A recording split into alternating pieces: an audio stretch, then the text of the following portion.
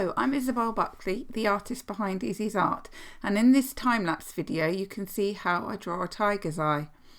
When drawing eyes, the first thing I like to do is put down some white pencil using a firm pressure over the highlighted area to make sure it stays clean so I can work on it later. I then like to build up using the lighter colours first up to the darker colours.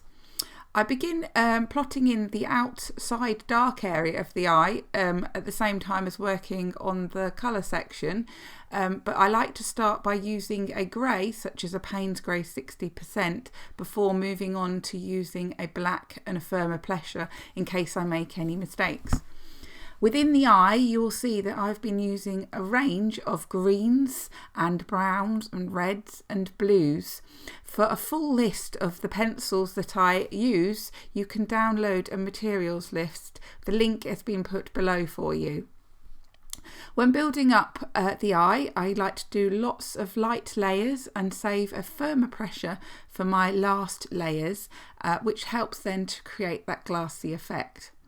When working on the dark section around the eye, I like to use a Payne's Grey 60. I then go on to use colours such as a dark indigo and a black.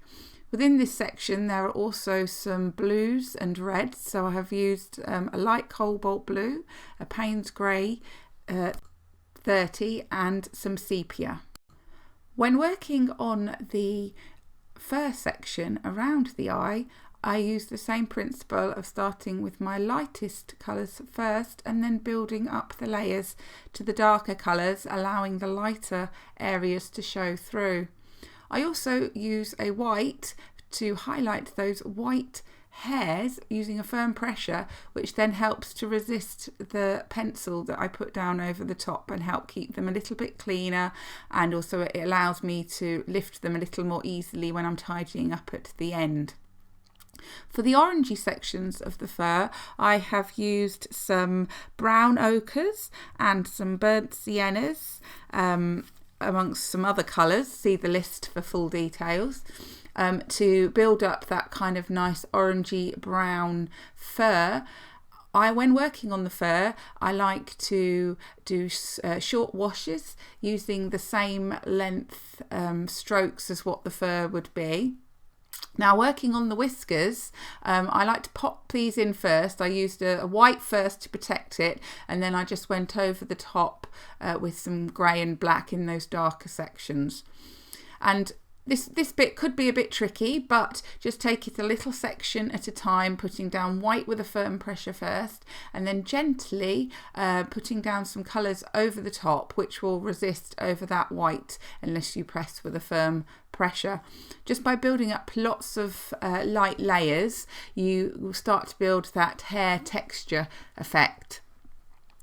I then moved on to the underneath of the eye and used a very similar approach as I did above. You will find that the hair under the eye is a slightly different texture. It's a little bit shorter in places, particularly as we move more towards the nose. So my pencil strokes would be showing the length of the hair growing. So as it gets shorter, my little washes would be using a shorter wash. And then on the longer hairs, obviously use a longer wash. The Tombow Mono Eraser has been used quite a bit throughout this piece. Great for lifting out little small areas of hair and then rebuilding up over the top using all those lovely rich colours that we have throughout. The most important thing is to build up those tonal values. Think about those lights and darks to create contrast. Then you can add in the details in the final layers with those individual pencil strokes and using the Tombow Mono Eraser to lift out any final highlight. You can have a go at drawing this tiger eye yourself, following along with me when watching the real-time video, where you can hear all my thoughts and see my processes in detail.